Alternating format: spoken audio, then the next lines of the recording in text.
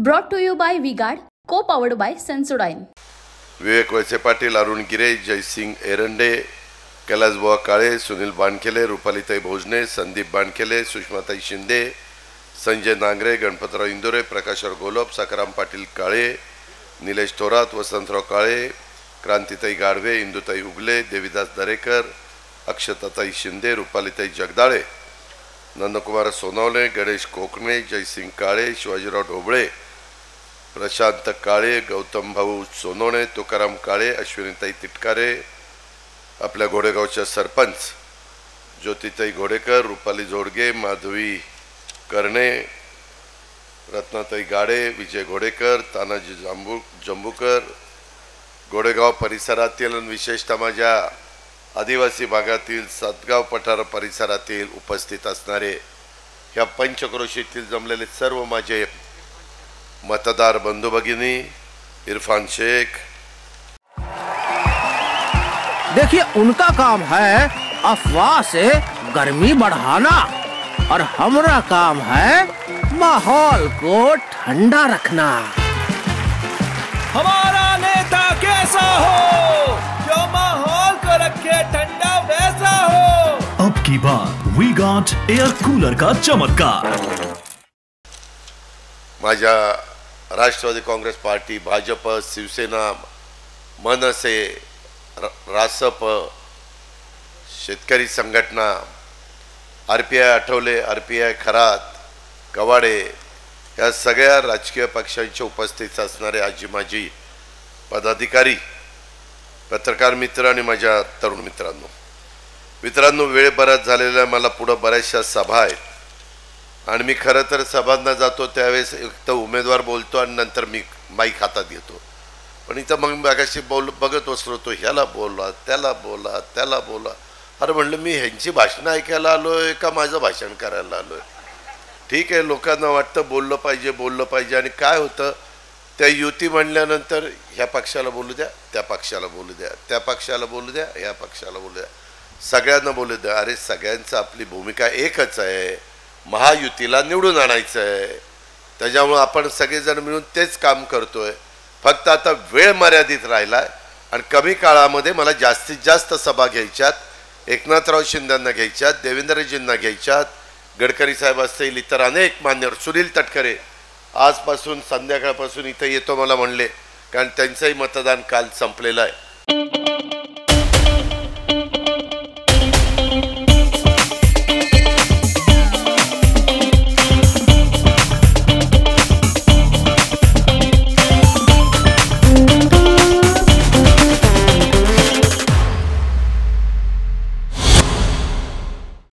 त्याच्यामुळे मी काही लोकांना सांगितलेलं की ज्यांचं मतदान संपलंय आणि ज्यांचा उपयोग शिरूर लोकसभा मतदारसंघामध्ये होऊ शकतो त्यांनी जरा इकडे या, आणि ज्यांना कुणीच ओळखत नाही त्यांनी येऊ नका, त्यांनी तिकडेच थांबा, अशा पद्धतीनं मी त्यांना सांगितलं। मित्रांनो, ठीक आहे, मी आपल्या सगळ्यांच्या समोर उभा आहे म्हणजे हा आंबेगाव तालुका, ह्या आंबेगाव तालुक्यामध्ये येणारा शिरूरचा भाग। मी देखील फार तरुण वयामध्ये आदरणीय पवार साहेबांनी मला, दिलीप वळसे पाटलांना, जयंत पाटलांना, आर पाटलांना, सुनील तटकरेंना अशा अनेकांना संधी दिली। प्रत्येकाला कुणी ना कुणी संधी देत असतं। मित्रांनो, भावनिक होऊ नका। इथं देखील मला आता शिवाजीराव सांगत होते की मी मागं राष्ट्रवादी काँग्रेस पक्षामध्ये असताना या ताईंना जिल्हा परिषदेच्या करता संधी दिली, कुणी ना कुणी संधी देत असतं। आदरणीय पवार साहेबांना पण त्या काळात चव्हाण साहेबांनी संधी दिली ना, संधी दिली म्हणूनच साहेब पुढे त्यांचं कर्तृत्व, नेतृत्व, वक्तृत्व दाखवू शकले। झिंझिण्यांपासून त्वरित आराम मिळवा सेन्सोडाइन रॅपिड रिलीफ बरोबर। प्रशासनावर पकड दाखवू शकले। चव्हाण साहेबांनी 67 ला संधी दिली, परंतु इतिहास असं सांगतो 78 ला साहेबांनी चव्हाण साहेबांना सोडलं। मग जे मला विचारतात किंवा माझा विचार करतात, याला ह्या वयात दादांनी सोडायला नको होतं राव साहेबाला। अरे पण साहेबांनी पण 67 11 वर्षातच चव्हाण साहेबांना सोडलं। चव्हाण साहेब म्हणत होते, अरे असं करू नका, फोन घेतला नाही, लोक माझ्या सांगते पुस्तकात आहे, मी तरी 30-35 वर्ष साथ दिली। मी म्हटलं साहेब आता बघू द्या, आता बघू द्या, आता बघू द्या. पण साहेब म्हणायचे नाही, मी सांगतो तसंच. कधीतरी आम्हालाही वाटतं ना बघावं म्हणून. मला काय 60च्या वर गेलो आता मी. कधी बघायचं कधी, मला काही कळलं ना तुमचं. आणि मी करतोय ना व्यवस्थित काम, मी काही चुका करत नाही. चुका केल्या तर माझा कान धरा, मला जा विचारा. जर आम्हाला कामं करून घेता येत नसतील, सर्व जाती धर्माच्या लोकांना न्याय देण्याची भूमिका आमच्यासारख्याची नसेल, तर तुम्ही त्या ठिकाणी विचारू शकता. किंवा तुम्ही शिवशाहू फुले आंबेडकरांची विचारधारा सोडली का? आम्ही नाही सोडली, आम्ही त्याच विचारधारेने पुढे चाललोय. आणि म्हणून माझं विनंती आहे, आता काही जण का दिलीप वळसे पाटलांनी साहेबाला सोडायला नको होतं. अरे आम्ही कुठं सोडलं? आम्ही साहेबांना समजावून सांगत होतो, साहेब तुम्ही नेहमी, आम्ही यशवंतराव चव्हाण साहेबांची पुस्तकं वाचली, चव्हाण साहेबांचा इथं फोटो आहे. चव्हाण साहेब सांगायचे, सत्ता असल्याशिवाय तुम्ही बहुजन समाजाला, मागासवर्गीयाला, आदिवासीला, अल्पसंख्याकाला मदतच करू शकत नाही. माझ्याकडे सत्ता नाही, दिलीपरावांच्याकडे सत्ता नाही, आणि नुसतंच म्हणायचं आम्ही असं करू, आम्ही तसं करू. अरे सत्ता नाही काय करू? त्यामध्ये सत्ता नसताना उगेच काय, आम्ही आंदोलन करू शकतो, आम्ही मोर्चे काढू शकतो, फार तर आम्ही उपोषण करू शकतो, भांडू शकतो, विरोध करू शकतो. ह्याच्या उपर काय? आज जुलैमध्ये आम्ही सरकारमध्ये गेलो, आज जवळपास 600 कोटी रुपयाची कामं दिलीपरावांच्या मतदारसंघात दिली ना. कशामुळे झाली?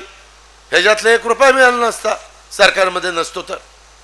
शेवटी दिलीप वळसे पाटलाचा फायदा झाला नाही, आंबेगाव आणि शिरूर विधानसभा मतदारसंघाचा फायदा झाला, तुमचा फायदा झाला.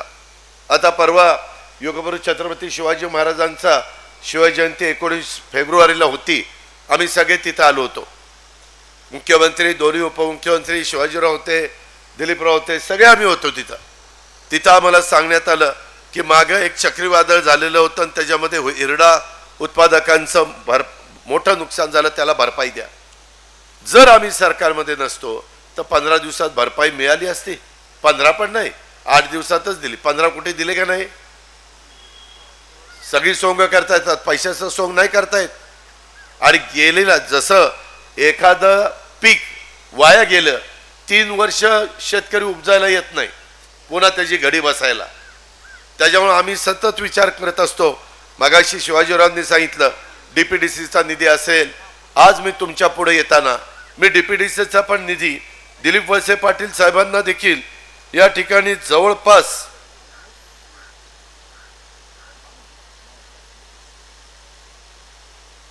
68 कोटी रुपये त्या ठिकाणी DPDC मध्ये मी त्यांना दिले.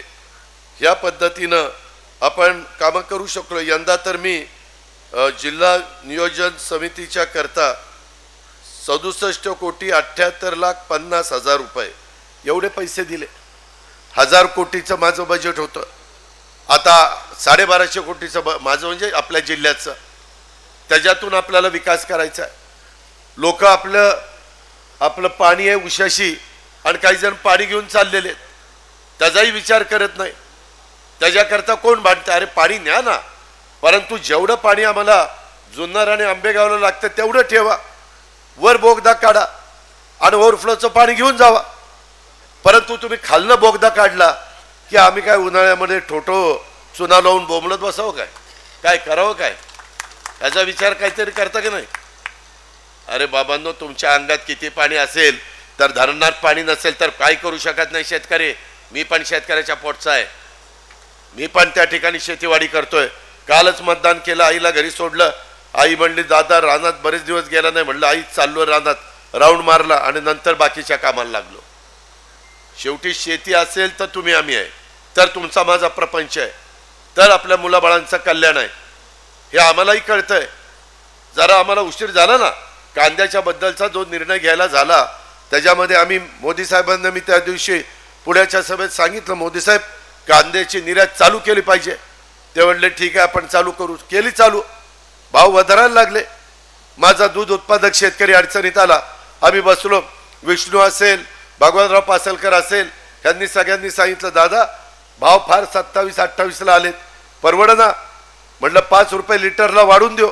DBT मध्ये काही लोकांना कदाचित पैसे मिळाले नसतील. त्याचं कारण असं आहे की काही कागदपत्राच्या बद्दल ऑनलाईन करताना त्रास होतोय. आता आचारसंहिता असल्यामुळं मला आदेश देता येत नाही. आचारसंहिता संपल्यानंतर एकनाथराव शिंदे, देवेंद्रजी, अजित पवार, राधाकृष्ण विखे पाटील आम्ही एकत्र बसू आणि काय तिथं अडचण आहे, काय तिथं त्रुटी राहिली आहे, काय केलं तर माझ्या शेतकऱ्यांना ते पैसे जातील.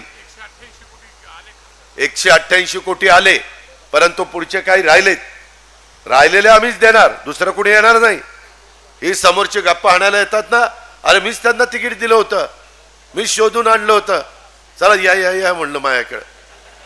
माझ्या घरी दुपारी जेवायला घातलं, सतत उद्धव ठाकरेंचे फोन येत होते. म्हणलं उद्धव ठाकरेंचा फोन घेऊ नका, दे फोन, आणि माझ्या खिशात दिला टाकून. आणि मग माझ्या प्रेमकोट बंगल्यावरून धनंजय मुंडे विरोधी पक्ष नेता होता तिथं नेलं आणि प्रेस बोलवली. प्रेसला सांगितलं, गमछा टाकला, म्हणले दादा उभा राहतो पण सगळं बघायचं तुम्ही दिलीपरावांनी, मी काही बघणार नाही, मी फक्त भाषण करणार.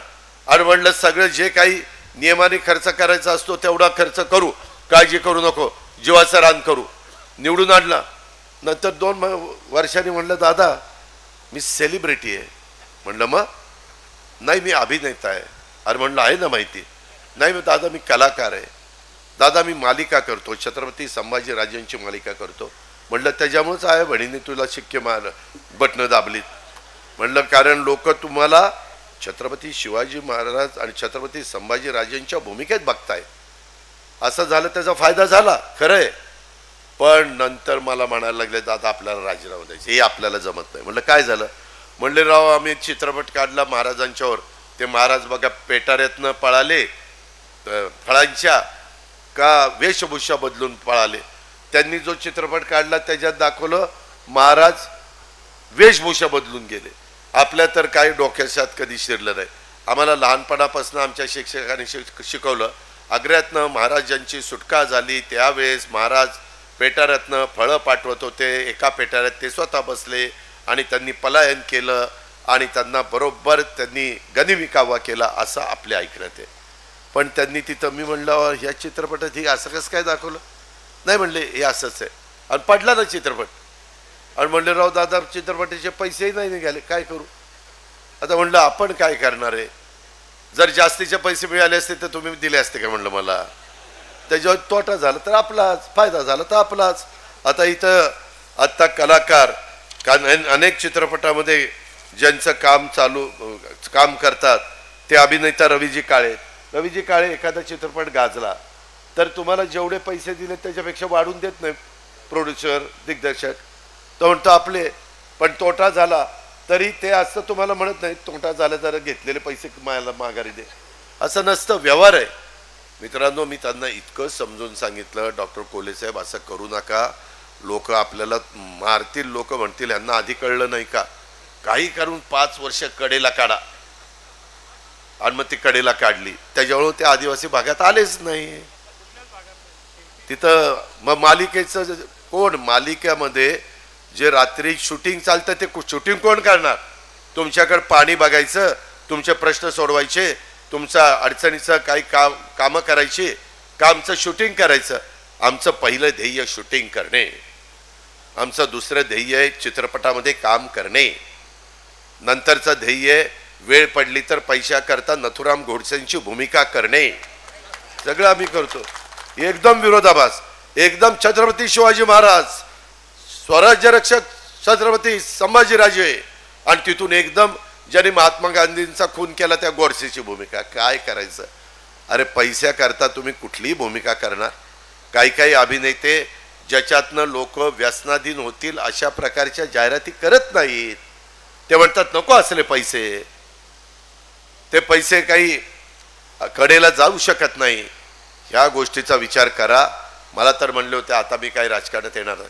आणि मी ज्यावेळेस भूमिका घेतली मी साहेबांना आधी सांगितलं होतं, मी एकटा नव्हतो, भुजबळ साहेब होते, दिलीप वळसे पाटील, प्रफुल्ल पटेल, सुनील तटकरे, धनंजय मुंडे, हसन मुश्रीफ, सगळे 80% लोक होतं. हे जयंत पाटील वगैरे सगळे माझ्यावरच होते. लास्टला ते म्हणले नाही दादा आता येत नाही. म्हणले येत नाही तर बस तिथंच. आणि म्हणलं आम्ही मग 2 निर्णय घेतला. त्याच्या आधी साहेबांनी मला सांगितलं अजित आता मी राजीनामा देतो. म्हणलं का? नाही म्हणले आता माझं वय झालं, मी राजीनामा देतो, तुम्ही सगळ्यांनी हा पक्ष चालवा. म्हणलं ठीक आहे. आणि त्यांनी जाहीर केलं. पुन्हा 2 दिवसांनी म्हणले अजित नको, लोक म्हणतायत की तुम्हीच थांबा. अहो म्हटलं लोक म्हणणारच, लोकांना काय जाते म्हणायला.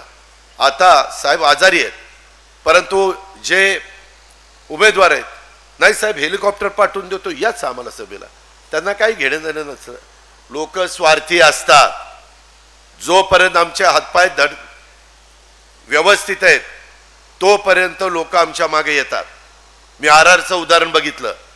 RRला एकदा बघा 26/11चा हल्ला झाला आणि त्याच्यात RRने मला न सांगता त्याला राजीनामा दिला आणि गेला निघून. मी फोन केला, अरे कुठे गेला? म्हणलं अंजनीला आलो. म्हणलं का? म्हणले अमक्याने राजीनामा द्यायला सांगितलं. अरे म्हणलं मला सांगायचं ना, जरा ताण असतो, ताजा असल्यावर जरा शांत झाल्यावर आपोआप सगळं गार होतं. म्हणलं ते केलं असतं आपण बरोबर. नंतर मला भेटायला आला, म्हणला दादा 5-6 दिवस लोक आले नाही जात. RR आबा तुमच्याशिवाय ह्या राज्याला आहे कोण? तुम्हीच उद्याचे नेते. आणि 10-15 दिवस झाल्यावर कुत्रही ना म्हणले, तिथं एकटाच बसायचा. मग मी त्याला हेलिकॉप्टर पाठवलं, 6 महिन्यांनी आणलं, राष्ट्रवादी काँग्रेस पक्षाचा अध्यक्ष केला आणि पुन्हा त्यांनी कामाला सुरुवात केली. हे माहिती का? असं आहे. आता आंबेगावकरांनो, सातगाव पठाराच्या लोकांनो, माझ्या आदिवासी समाज बांधवांनो, आया बहिणींनो, आज आपले दिलीप वळसे पाटील साहेब आजारी आहेत. त्यांना तिथं राहत नाही. मला म्हणतात दादा मी व्हीलचेअर घेऊन जातो तिथं लोकांना भाषण देतो.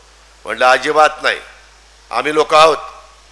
तुम्ही जो प्रचार करणार आहे तोच प्रचार आम्ही करणार आहे गाड्याचा. आम्ही दुसरा प्रचार करणार नाही, काळजी करू नका, असं मी त्यांना सांगितलं.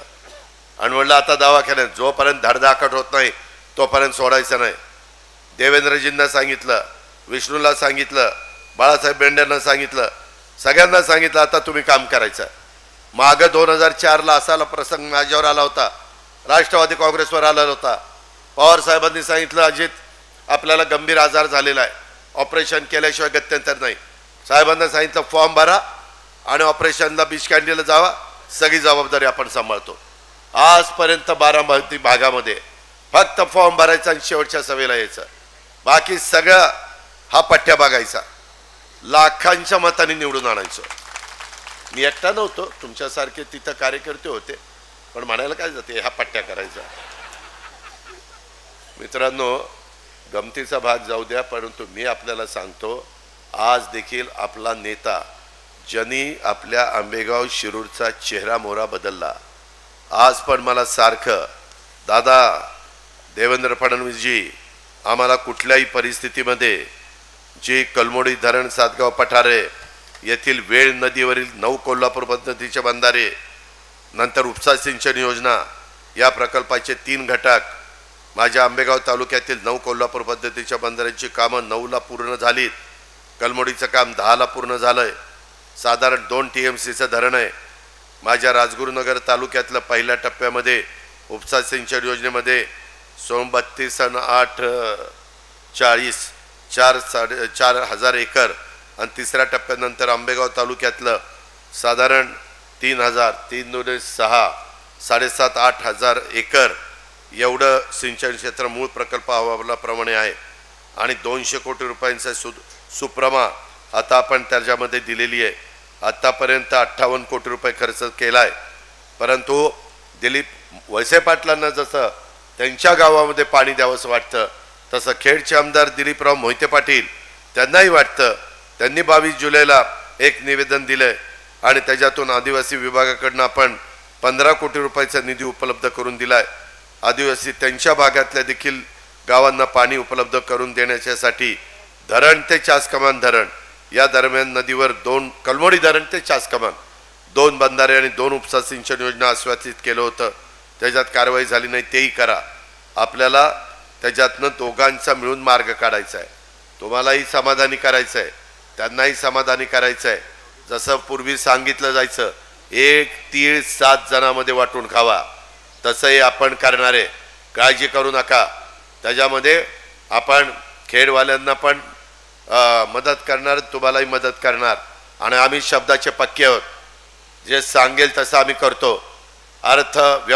अर्थमंत्री म्हणून मी आहे, देवेंद्र फडणवीस जलसंपदा मंत्री आहे. जलसंपदा मंत्री आणि अर्थमंत्री दोघांची जोड झाली की काम झालं म्हणून समजा. त्याबद्दल आपण काही काळजी करू नका. जसंही मागच्या काळातली कामं, आज कसं माझं आंबेगाव बदलत गेलं, कसं शिरूर आणि आंबेगाव विधानसभा मतदारसंघ बदलत गेला. पूर्वी शिवाजीराव आपल्याबरोबरच होते, परंतु त्यांनी त्यावेळेस उमेदवारी मागितली. आम्हाला वाटलं की आता काँग्रेस आणि राष्ट्रवादी एक आली. त्यावेळेस काँग्रेस विरोधात लढून देखील आपण अशोकराव अण्णा मोहोळला खेड लोकसभा मतदारसंघात निवडून आलं. अशोकराव मोहोळ त्यावेळेस पुन्हा त्यांना तिकीट दिलं. अशोकरावनं वाटलं की आता तर काँग्रेस आणि राष्ट्रवादी एक, समोर तर काहीच नाही. या पट्ट्याने घेतलं तिकीट धनुष्यबाणाचं. आणि जी पोकरला सगळं माहिती होतं, कुठं बरोबर पोखरायचं, कुठं बरोबर जायचं. रात्रीच गडी इकडं तिकडं जायचा कुठं आणि पोखरून बघतोय निकाल तर उलटाच लागला. शिवाजीराव आढळराव पाटील देऊन आला. अण्णाला म्हणलं, अण्णा कसं आलं का दादा, असं कसं काय झालं, आता झालं काय, बट शिक्के मारले, तेव्हा शिक्के मारत होते, शिक्के मारले झालं. म्हणलं करणार काय. शेवटी निवडणूक म्हणल्यानंतर काळजीनं लढवायची असते, उगीच असं तसं बघून चालत नाही. आज तुमच्या इथं अनेक प्रकारे कोल्हापूर टाईप बंधारे झाले. तुमचा भीमाशंकर सहकारी साखर कारखाना उत्तम चाललाय. राज्यात एक पहिला 5 मध्ये येतोय. शरद बँक तुमची उत्तम चाललेली आहे. तुमच्या संस्था चांगल्या चाललेल्या आहेत. आत्ता मी शिवाजीराव आढळराव पाटलांच्या तिथं हेलिकॉप्टर उतरवलं त्यांच्या ग्राउंडवर शाळेच्या. ती शाळा त्यांची उत्तम चाललेली आहे. त्यांच्या पण ज्या संस्था काढल्यात, क्रिकेटचं ग्राउंड, बाकीचं मुलांना खेळायला, नवीन मुलं तयार करायला स्विमिंग पूल, सगळ्या गोष्टी ते करतायत. माझ्या आदिवासी भागातली मुलं तरबेज असतात, चलाक असतात. त्यांना ट्रेनिंग दिलं की ते नंबरच काढतात. ती आपली कल्पना ह्याची नाशिकची, ती आदिवासीच ना, ती पहिली आली ना. अशा बऱ्याच मुलांना ट्रेनिंग देण्याची गरज आहे आणि ते आपण सगळे करतोय. आपण इथलं इंजिनिअरिंग कॉलेज असेल, बाकीच्या सगळ्या शिक्षण संस्थांचं जाळं तुमच्या इथं उभं केलं. राज्य सरकारचा निधी मोठ्या प्रमाणावर तुमच्या विधानसभेमध्ये देण्याचं काम केलं. आरोग्याच्या सुविधा तुम्हाला दिल्या. त्यावेळेस मला कोरोनाच्या काळात मला वाटतं 6 कोटी मागितले होते, 12 कोटी मागितले होते. 12 कोटी मी दिले. का तर माझे आंबेगाव तालुक्यातले लोक आजारी पडू नये, पडले तर उपचार करता यावेत, कोरोनातनं बाहेर निघावेत, ही आमची भावना. आम्ही कुठेही कमी पडलो नाही. आता इथून पुढच्या काळामध्ये देखील आपल्याला अजून काही चांगली कामं करायची. मित्रांनो, जसं दिलीप वळसे पाटील आज आजारी आहेत, तुमची जबाबदारी वाढली, कार्यकर्त्यांची वाढली, मतदारांची वाढली, आय बहिणींनो तुमची पण वाढलेली आहे. त्याच्याकरता मी सांगतो, आम्ही बारामतीमध्ये लोकसभेला कुणी आम्ही उमेदवार उभा करू, लाखाच्या आत मी कधी लीड द्यायचो नाही. मी तर विधानसभेला 1,68,000 सगळ्याचे डिपॉझिट जप्त करायचो. मी नाही, मतदार करायचे. असलं आपल्याकडे काम आहे. का तर आम्ही लोकांची कामं करतो. तुमच्याकडे पण ह्या दोघांनी कामं केली. आता ही दोघं एकत्र आहेत. मागे तुम्ही काय करायचा, आढळरावला चालवायचा लोकसभेला आणि विधानसभेला चालवायचा दिलीपरावला. दोन्ही आपली सगळ्या डगरीवर आपलं पाय. आता तरी एकाच बाजूला आहे. आता तर समोर काही करायचं कारणच नाही. समोरच्या बटनाचा विचारही करण्याचं कारण नाही. कारण त्यांनी 5 वर्षामध्ये काय केलं, आपली पुणे आणि नाशिक रेल्वे पण केली नाही. आपली वाहतुकीची कोंडी सोडवण्याच्या करता नॅशनल हायवेच्या निमित्तानं जी कामं करायला पाहिजे होती ती केली नाही. मी आता टीका केली की मला लोकांना दाखवतात, एवढी पत्र दादांना दिली पण दादांनी मला पैसे दिले नाही. अरे कधी पत्र दिली, तिथं मालिकेचं शूटिंग करायचं आणि कुठं पत्र दिली. आता आत्ताच्या तारखा टाकतो, त्याच्या तारखा टाकतो ना, आता सांगतो पत्र दिली. काही खोटं बोलता. मी शिवाजीराव आढळरावांना पैसे दिले, ते महायुतीमध्ये होते म्हणून. मग हे राष्ट्रवादीमध्ये असताना पैसे दिले नसते. शरद बुट्टे पाटील एकेकाळी माझाच कार्यकर्ता, का मला सोडून गेला कुणाला माहिती. परंतु आता तिकडे, परंतु आला तरी त्याचं काम करतो. पुढे करतो की नाही, मी भेदभाव करत नाही, कारण मला माहिती आहे पुढं कधीतरी माझ्याकडे येणारच आहे. हा, आपण काही कुणाचं वाईट केलं नाही आणि कुणाचा बांध पण रेटला नाही. त्यामुळं माझी आपल्याला सगळ्यांना विनंती आहे, एक परिवार म्हणून आपण काम करतोय. मला केंद्रातनं मोठ्या प्रमाणावर निधी आणायचा आहे. तो निधी मोदी साहेब आणि अमित शहा देऊ शकतात. आपण मागच्या वेळेस बारामती लोकसभा आणि शिरूर लोकसभा ह्या दोन्ही मतदारसंघातनं आम्ही सांगितलेले उमेदवार निवडून तुम्ही दिले. मी त्यांना म्हणायचो निधी आणा. ते म्हणायचे दादा आपल्याला निधी मिळत नाही.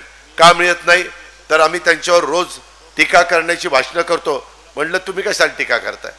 आपल्याला निधी पाहिजे तर जरा थोडंसं काही वेळेस 2 पावलं पुढं मागे सरकायचं.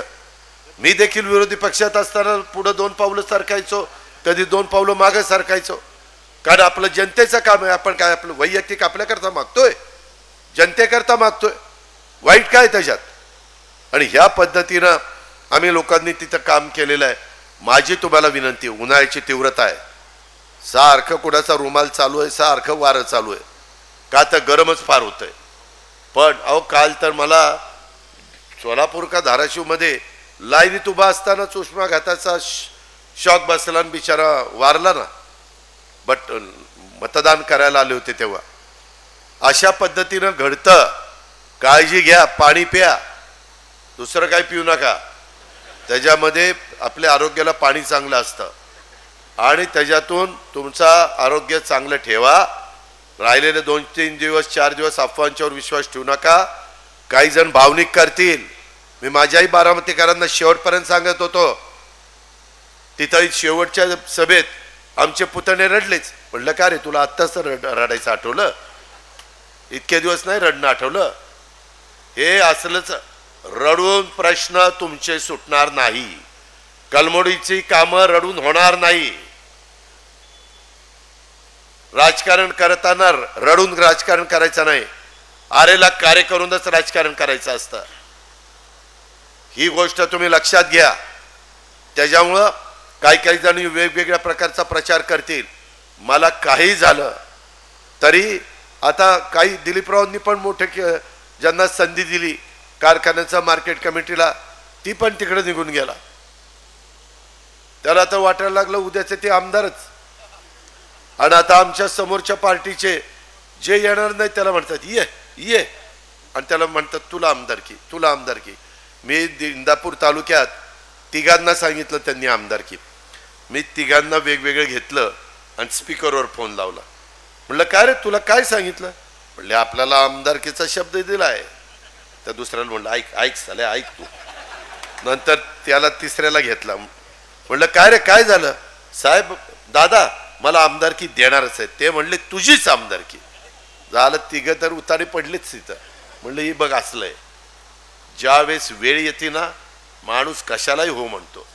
तू म्हणशील ती पूर्व दिशा, इकडं हा ही पूर्व. असं नसतं. आम्ही खोटं बोलणार नाही. आम्ही वेगवेगळ्यांना संधी देऊ, तुम्ही काळजी करू नका. परंतु आपला नेता दिलीप वळसे पाटील हे आज दवाखान्यात आहे. दिलीपरावांना कळलं पाहिजे की साहेब तुम्ही आमच्यावर इतक्या अतोनात प्रेम केलं. आमच्या शिरूर आणि आंबेगाव विधानसभा मतदारसंघाचा असा विकास केला, असा कायापालट केला, हे आम्ही विसरू शकत नाही. आणि त्या पद्धतीनं मशीनवर जाल पाहिल्या त्यावेळेस ते डोळ्यासमोर आणा. दिलीपरावांनी केलेली कामं, आम्ही पण आमच्या परीनं केलेली कामं, आणि उद्याच्या काळात कोण काम करणार आहे? उगवता सूर्य कुठं आहे ती बघा. आणि त्या पद्धतीनं पहिलंच बटन त्या घड्याळाच्या समोरचं दाबायचंय. ती दाबा. यांचं 1दा 2दा 3दा झालं, 4थ्यांदा आपणच पाडलंय. परंतु 4थ्यांदा आता आपल्यालाच निवडून आणायचंय. चौकार मारायला निघाले शिवाजीराव. त्याकरता तुमचं पवित्र मत, माझी हात जोडून विनंती आहे, तुम्ही कामाच्या बद्दल काय काळजी करू नका. खूप चांगल्या. अरे काय अरे एक मिनिट बोळा घातला होता काय कानात काय? अहो साहेब मी ह्याच्याबद्दल बोललो. साहेब बोललो मी, आपण ऐकलं नाही माझं.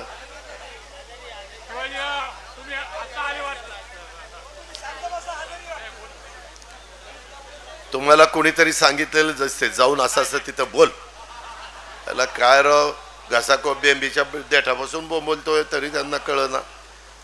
आम्ही काम करायला आलोय साहेब, गप्पा मारायला नाही आलो. आणि जर नाही झालं तर विधानसभेला विचारा ना, का रे अजित पवार घोडेगावला लय आवाज चढवत होता, कुठं गेलं काम? काम वाजून करीन वाजून. फक्त कामाची सुरुवात तर नक्कीच झालेली असेल. हे आपला शब्द आहे, आपण शब्दाचा पक्का आहे.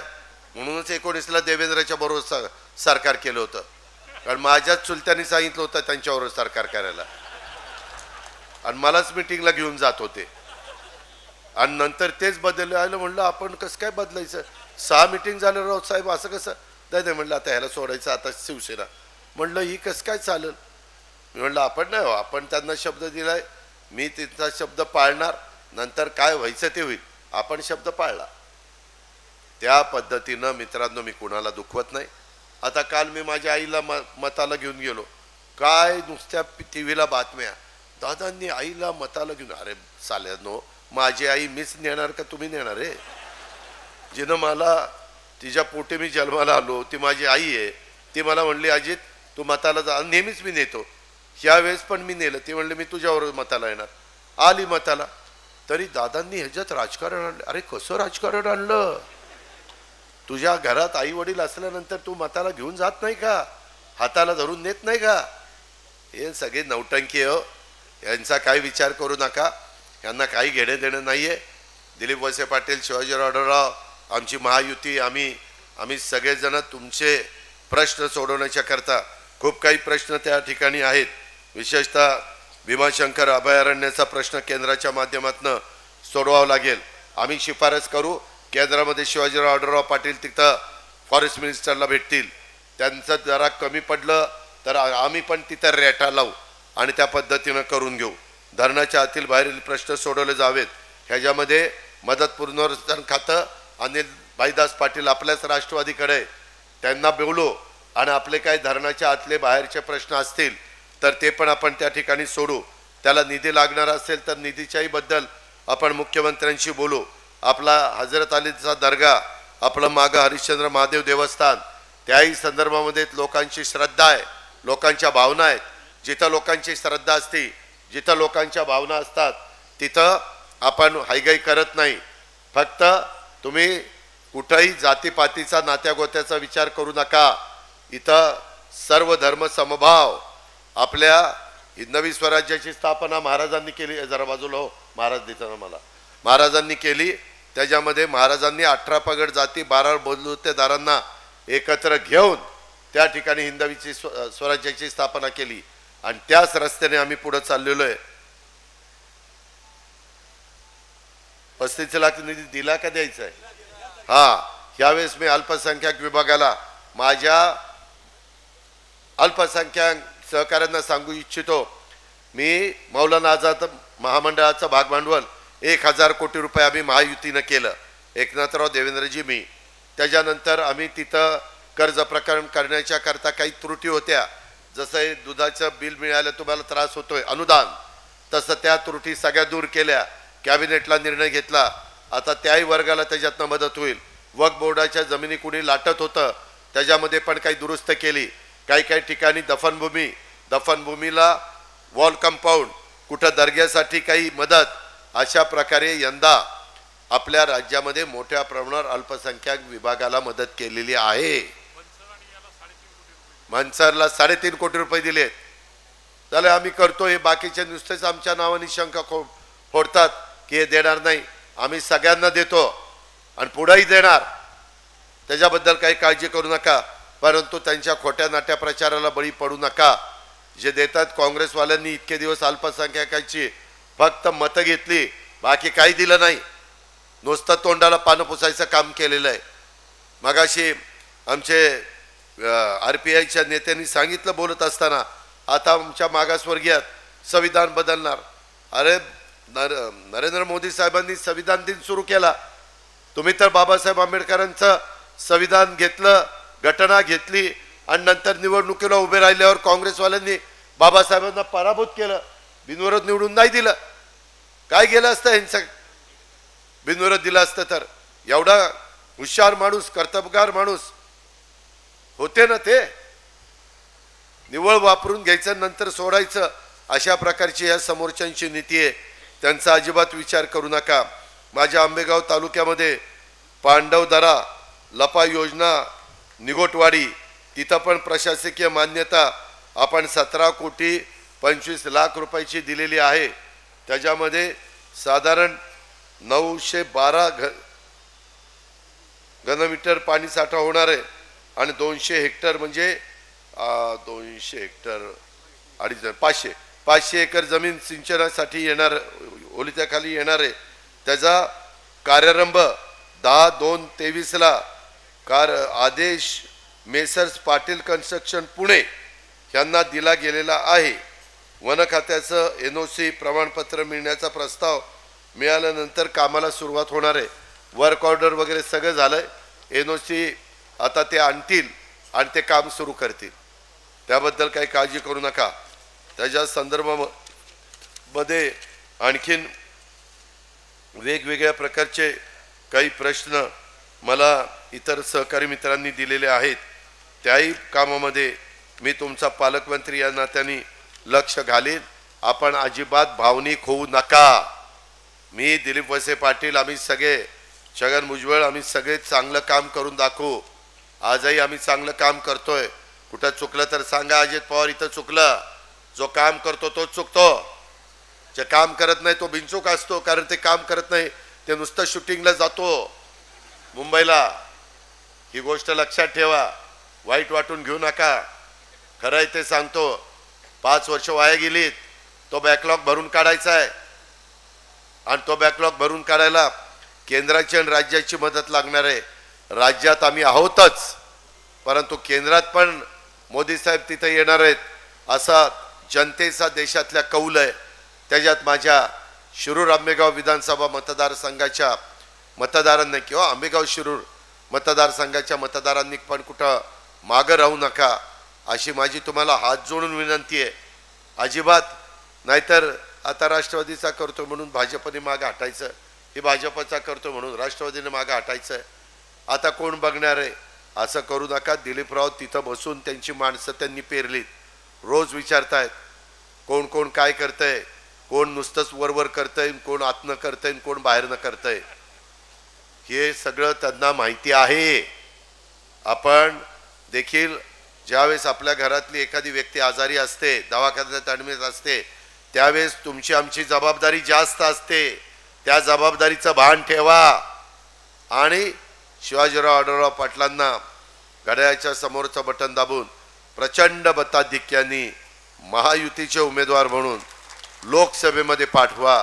जे काही आपली कामं केंद्राचा कोट्यवधी रुपयाचा निधी आणण्याच्या करता ते मी, एकनाथराव शिंदे, देवेंद्र फडणवीस, आम्ही सगळे, दिलीप वळसे पाटील, आम्ही सगळेजण त्या बाबतीमध्ये यशस्वी होऊ हा विश्वास मी तुम्हाला ह्या निमित्तानं देतो. भर दुपारच्या वेळेस आपण एवढ्या मोठ्या संख्येने उपस्थित राहिला. आया बहिणींनो, तुम्ही पण उपस्थित राहिला. तुम्हाला पण चांगलं केलंय. पुढच्या निवडणुकीत 29ला 181 जागा 543 सोडून महिलांना आहेत. तुमचाही चान्स लागेल कदाचित. आणि 288 आमदार सोडून 96 जागा महिलांना आहेत. बिल पास झालंय. पुढच्या वेळेस आहेत तुम्ही आता आमच्या विधानसभेमध्ये. आम्हाला सांभाळून घ्या फक्त तिथं निवडून आलो तर. एवढी फक्त विनंती करतो आया बहिणींना, मुलींना. अधिक न बोलता पुन्हा एकदा घड्याळाच्या समोरचं बटन दाबून आपल्याला मागचा जो पराभवाचा आपलं अपयश आहे ते अपयश आपल्याला धुवून काढायचं आहे. आणि ते धुवून काढण्याच्या करता तुमचे आशीर्वाद, तुमचा भरभक्कम पाठिंबा, तुमचं सहकार्य हे सर्वांचं आम्हा लोकांना हवंय. ते आपण द्यावं. आम्ही तुम्हाला जे शब्द दिलेले आहेत ते शब्द आम्ही पाळू हा विश्वास देतो आणि आपली रजा घेतो. Jai Hind, Jai Maharashtra. Brought to you by V-Guard, co powered bye Sensodyne.